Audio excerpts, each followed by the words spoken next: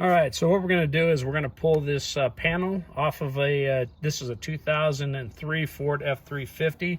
It also works with the 250s and the Excursions from 2000 and 2005. What we're going to do is we're going to replace this bank right here of switches. There's an electrical issue that we're having. What you're going to do to get this off, you're going to have to pry it from the very front. Do not pry it from the back here. If you do, it will break the tab, which I'll show you in a minute. And what you're going to do is take just a pry tool. This is a door panel remover.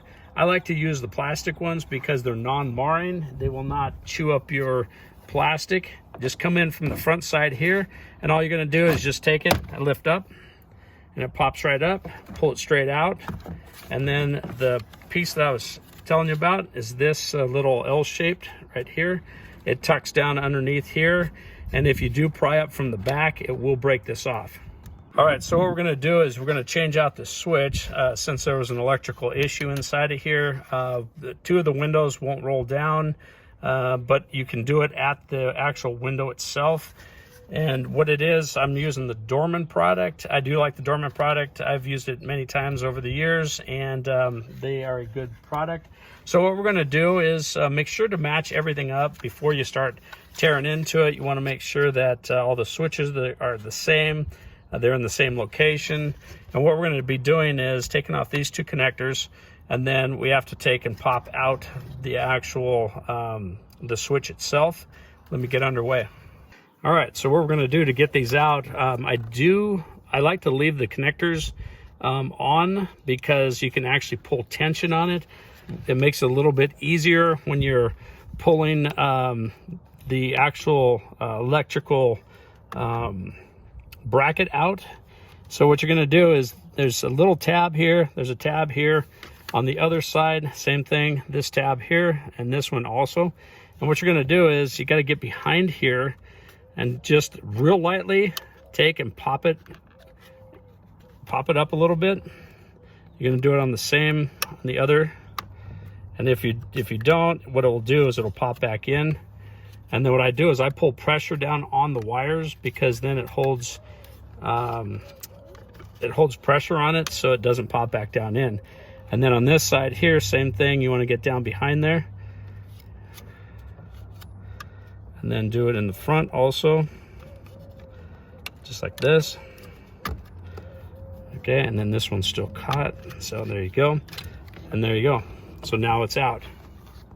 All right, we're going to be using the Dorman product. It's a little bit cheaper than actually the Motorcraft. I do like using the OEM product, the Motorcraft product, but in this situation, this is quite a bit cheaper. I got this for about 25 bucks off of Amazon.